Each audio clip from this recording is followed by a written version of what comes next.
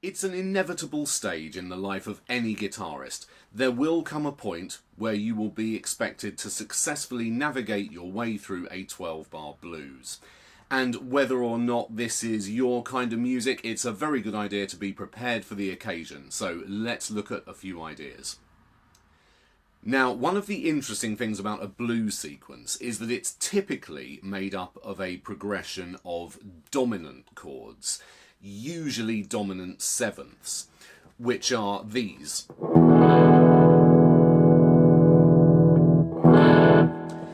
Which will almost certainly be a familiar sound to anyone who's ever heard anything from the Western musical canon at all. But we shouldn't let sheer familiarity make us stop noticing that that's quite an odd chord. There are two notes within it that really don't get along terribly well together. We've got this note pulling us in a sunnier major direction, and then this note which is pulling us in a more sour minor direction. So we end up with the chord that's kind of stuck between the two. It's not major or minor. And this gives us an awful lot of leeway in terms of what notes we can use to solo over the top of it. Now, in your typical 12-bar blues, we've got three different dominant chords. We've got our 1 chord, which in this case I'm going to play as a E7. Then we've got the 4 chord, which is the chord built on the 4th degree of the scale, which in this case would be A7. And the 5 chord, built on the 5th degree of the scale, B7. And to really get the most out of this sequence, you need to tailor your approach for each individual chord. So for today, we're just going to be focusing on what we can do over our root chord, the 1. So to aid us in our quest, I have a little thing recorded on my looper here, which goes like this.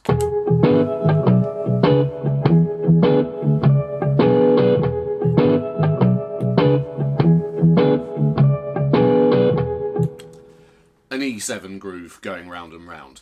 Now, usually in a soloing situation, a guitarist will reach for their all-time best friend, which is the minor pentatonic scale. And reassuringly, this does work really well over this sort of a thing.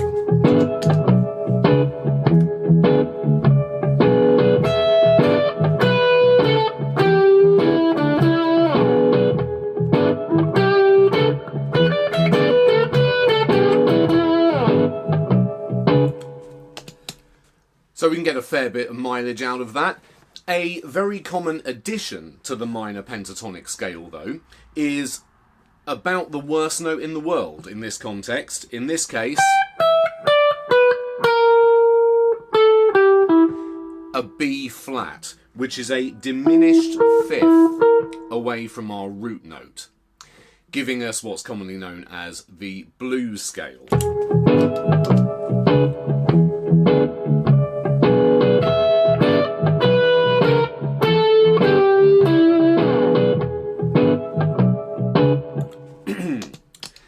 Now, you can hear there it's a very strong seasoning, melodically speaking. You're not going to want to lean too heavily on it, or it's going to sound like a mistake, with the best will in the world.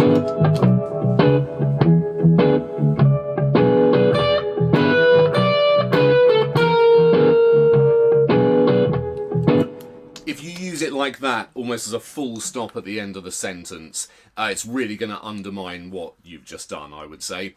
But used very kind of sparingly as a way of kind of bridging a gap between the surrounding scale notes, it works really, really nicely. So if we take an idea like this.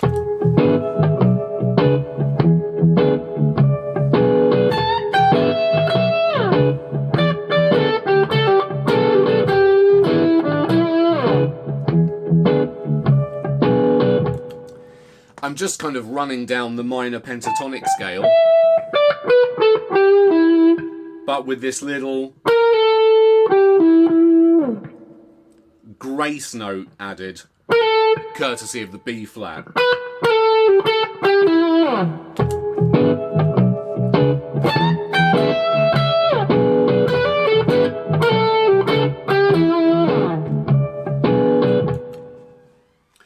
Now, as previously mentioned, the dominant chord is a bit of a strange beast, being neither major or minor, and it puts us in this very rare situation where we can use a major scale or a minor scale, and they both work pretty much equally effectively.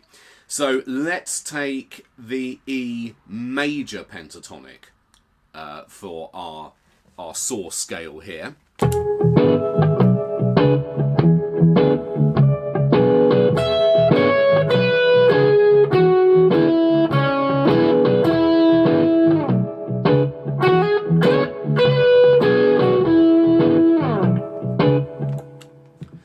We've got something much sweeter.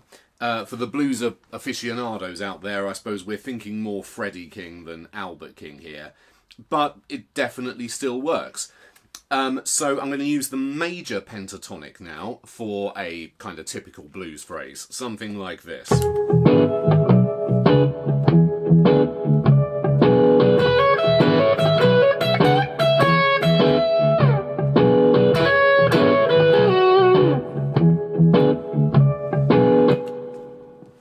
Where we've got this kind of repeated idea where we're hammering on the B string from 12 to 14 and then picking this high E root note at the 12th fret on the E string. Plenty of mileage to be had there.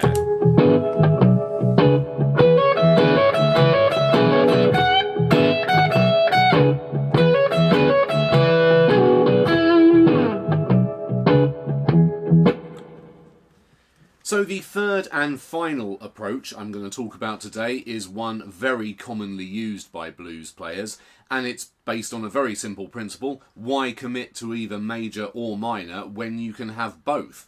So we're going to do a little bit of a hybrid sort of a lick here, something like this.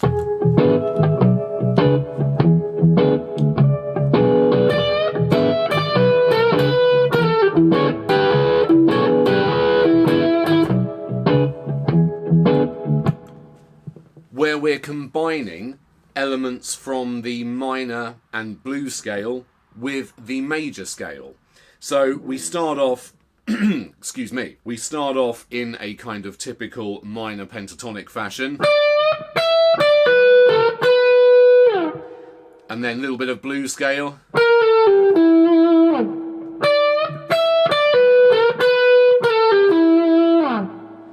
But then, to give things a little bit more of a sweeter resolve at the end,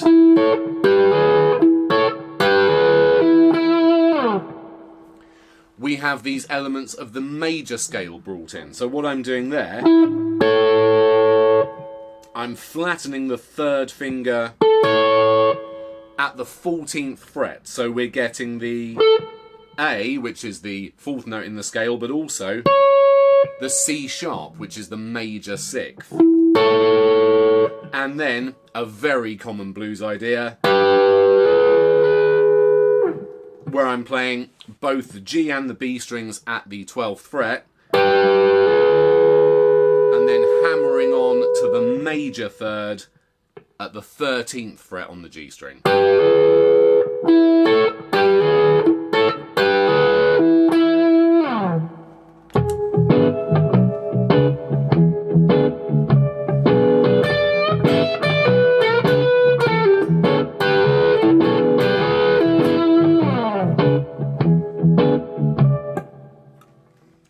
So there we go, a few very simple ideas to get us started with soloing over a 12 bar.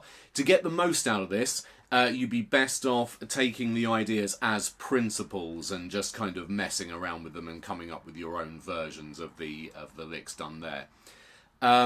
Thank you very much for watching. Please do consider liking and subscribing if you've enjoyed the video, and I'll see you again very soon where we discuss the delights of the 4 chord. Thanks a lot.